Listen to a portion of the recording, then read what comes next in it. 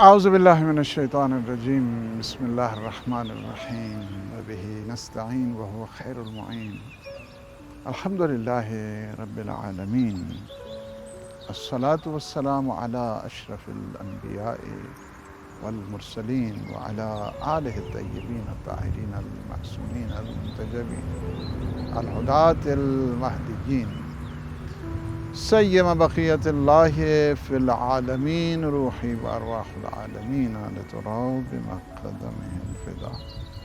Walk with ہدایت کے programme میں اپنے تمام ناظرین اور سامعین کی خدمت میں ہدیہ سلام پیش ہوں. سبحانہ و تعالیٰ کی بارگاہ میں التجا ہے کہ وہ ہمارے ان لمحات کو اپنی عبادت میں شمار فرمائے اور ہمارے گناہوں سے عفو درگزر فرمائے. اور بہت بڑی نعمت ہے کہ انسان اللہ کی بارگاہ میں دعا کرے، التجا کرے، مناجات کرے اللہ سبحانہ و تعالیٰ کی. یہ جو نعمت ہے اللہ اس سے نصیب فرماتا ہے جو مقدر والے ہوا کرتے ہیں، جن کی اللہ شان چاہتا ہے کہ اس کی بلند ہو جائے، اسے اللہ توفیق دیتا ہے کہ وہ اس کی بارگاہ میں التجا کریں اور دعا کریں. دیکھیں آداب ہیں دعا کے سلسلے میں بھی کہ جب آپ دعا کریں تو سب سے پہلے صلوات پڑھیں، اللہم صلی علی محمد و آل محمد، پھر اپنی دعا کو مانگیں، پھر اس کے بعد صلوات پڑھیں. تو آپ کی دعا کی قبولیت کی ضمانت بن جایا کرتے ہیں.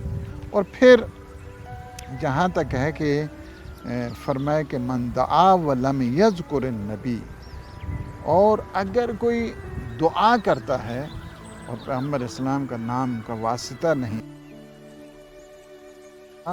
تو اس کی دعا پرواز نہیں کرتی ہے. یہ رفع ذکر النبی رفع الدعا، کہ جب وہ پیغمبر اسلام اور ان کی پاک آل کا واسطہ دیتا ہے تو اللہ سبحانہ و تعالی اس کی دعا کو قبول بھی کرتا ہے اور وہ دعا جاتی ہے عرش الہی تک پہنچا کرتی ہے. شریک کرتے ہیں. حضرت امام جعفر صادق علیہ السلام فرماتے ہیں کہ مؤمن فی الاجر شریکان، یعنی دعا کرنے والا اور آمین کہنے والا دونوں کیا ہیں؟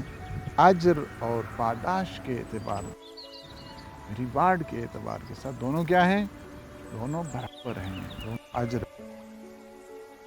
حضور فرماتے ہیں وَأَنْتُمْ مُوقِنُونَ بِالْإِجَابَةِ، جب دعا کریں شک نہ کیا کریں دعا کی قبولیت دعا کے سلسلے میں آپ کو شک نہیں کرنا چاہیے.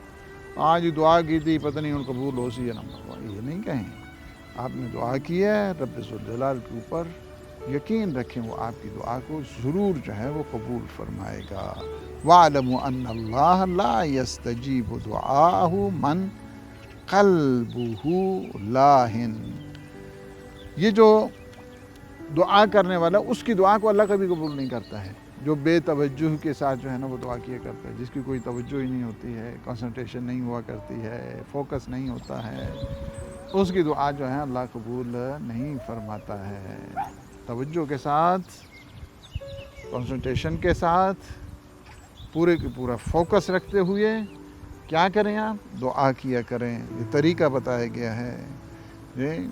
اس کے بعد پھر جو ہے وہ امام جعفر صادق علیہ السلام فرماتے ہیں سل حاجتک وَأَلِحَّ فِي الطَّلَبِ فَإِنَّ اللَّهَ يُحِبُّ إِلْحَاحَ الْمُلِحِّينَ مِنْ عِبَادِهِ الْمُؤْمِنِينَ. فرمائے کہ جب آپ اللہ سے اپنی حاجت طلب کریں تو حاجت جب طلب کریں تو اس کو اصرار کریں، یا اللہ نہیں تو مجھے دے دے. یعنی کیا کریں؟ جس طرح بچے ضد کرتے ہیں چیز لیتے ہوئے اپنے والدین سے، اسی طرح آپ بھی اصرار کریں اپنے اللہ سے. فرمایا کہ فَإِنَّ اللَّهَ يُحِبُّ، اللہ سبحانہ و تعالی یہ جو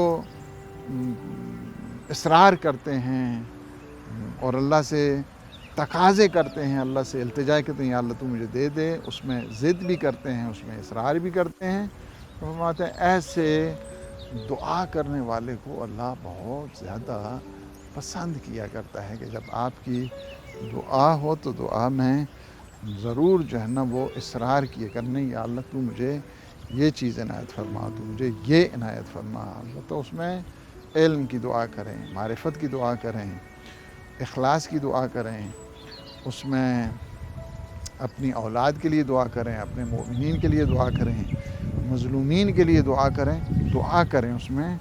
اور پھر امام علیہ الصلوۃ والسلام فرماتے ہیں اذا دعوت فاقبل قلبک ثم استیقن بالاجابۃ. جب آپ دعا کریں تو بڑے اخلاص کے ساتھ، خلوص کے ساتھ، سنسیریٹی کے ساتھ، پوری توجہ کامل کے ساتھ، حضور قلب کے ساتھ، جی فوکس کرتے ہوئے اس طرح آپ نے دعا کرنی ہے. اور پھر جب اخلاص کے ساتھ دعا کریں پھر یقین رکھیں کہ آپ کی دعا ثم استیقن کیا ہے؟ ثم استیقن بالاجابۃ. پھر تمہیں یقین ہونا چاہیے کہ میری دعا اللہ ضرور قبول فرمائے گا. یعنی قبولیت دعا پہ کہ میری دعا کیا ہے؟ شرف قبولیت سے ہمکنار ہوگی. یعنی دعا کی قبولیت کے اوپر بھی آپ نے جو ہے نا یقین رکھنا ہے. پھر فرمایا کہ چھوٹی چھوٹی بھی اگر آپ کی دعائیں ہیں، معمولی بھی اگر آپ کی دعائیں ہیں، اس کو بھی آنا وَلَا تُحَقِّرُوا صَغِيرًا مِّنْ حَوَائِجِكُمْ فَإِنَّ أَحَبَّ الْمُؤْمِنِينَ إِلَى اللَّهِ أَسْأَلَهُمْ. فرمایا کہ یہ جو چھوٹی چھوٹی دعائیں ہوتی ہیں نا آپ کی، اس کو چھوٹا نہ سمجھیں.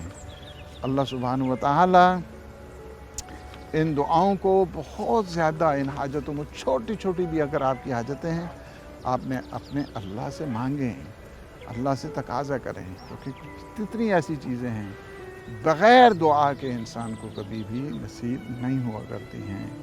مومنین کے لیے اللہ ان مومنین کو بہت زیادہ پسند کرتا ہے کہ جو اپنی ساری حاجتوں کو اپنے پروردگار سے مانگا کرتے ہیں. پھر فرمایا جو بھی دعا آپ جس میں آپ اصرار کیے کرتے ہیں، یا اللہ واللہ لا یلح عبد مؤمن علی اللہ عز وجل. فرماتے ہیں اس ذات ذوالجلال کی قسم ہے کہ کوئی مومن جب بھی اپنی دعا میں اصرار کرتا ہے، اس میں یعنی بار بار جب اپنے اللہ سے مانگتا ہے، ضد بازی کرتا ہے، دعا نہیں یا اللہ تو مجھے دے دے جی اپنے پروردگار سے، تو فرمایا کہ وہ ضرور اس کی حاجت جو ہے نا وہ بار بار مانگنے سے، کہ جس طرح چھٹے آقا امام جعفر صادق علیہ السلام فرماتے ہیں کہ دروازہ کھٹکھٹاتے رہو، ایک دن وہ دروازہ تمہارے لیے کھل جائے گا اور تمہاری ساری حاجتیں اللہ سبحانہ و تعالی قبول کر لیں گے. یہ قطعاً نہیں سوچنا چاہیے کہ میں جی اسی تو اتنی دعائیں کی تھیں کوئی ساری دعا قبول ہی نہیں ہوئی. یہ غلط ہے یہ سوچ. It is negative perception. اس کو کبھی بھی اس طرح نہیں سوچنا چاہیے. کوئی دعا بھی اس دنیا میں آپ جو کرتے ہیں جو جائز ہوتی ہے، اللہ سبحانہ و تعالی اس دعا کو ضرور قبول کرتا ہے، نہیں تو اسے ذخیرہ آخرت بنا دیا کرتا ہے. اس لیے دعا جو ہے نا وہ کریں. من تخوف بلاء یصیبہ، من تخوف بلاء یصیبہ فتقدم فیہ بالدعاء لم یرہ اللہ ذلک البلاء ابدا. انسان کو اگر خوف ہو جائے کہ کوئی بلا جو ہے نا وہ آنے والی ہے، بعض کی ویسے ہی نیگیٹو پرسیپشن ہوا کرتا ہاں یہ نوڑا جناب ان کے لیے یہ نسخہ معصومین علیہ السلام نے دے دیا. اور چھٹے آقا امام جعفر صادق علیہ السلام فرماتے ہیں من تخوف بلاء، من تخوف بلاء یصیبہ، جو اس بات پہ خوف رکھے کہ نہیں کوئی مصیبت، ہاں جی کوئی مصیبت آنے والی جناب، دم فیہ بالدعا، اس کو چاہیے کہ کیا کرے، وہ اپنے اللہ سے دعا کرے اپنے اللہ سے. لم یرہ اللہ ذلک البلاء ابدا. فرماتے ہیں کہ وہ کبھی بھی اس پر مصیبت نہیں آئے گی. آپ دعا کر کے دیکھیں. اب خواہ جو ہے نا ہاں جی یہ ہونے والا تو یہ ہونے والا تو ہونے والا نہیں، آپ اس کو چھوڑیں.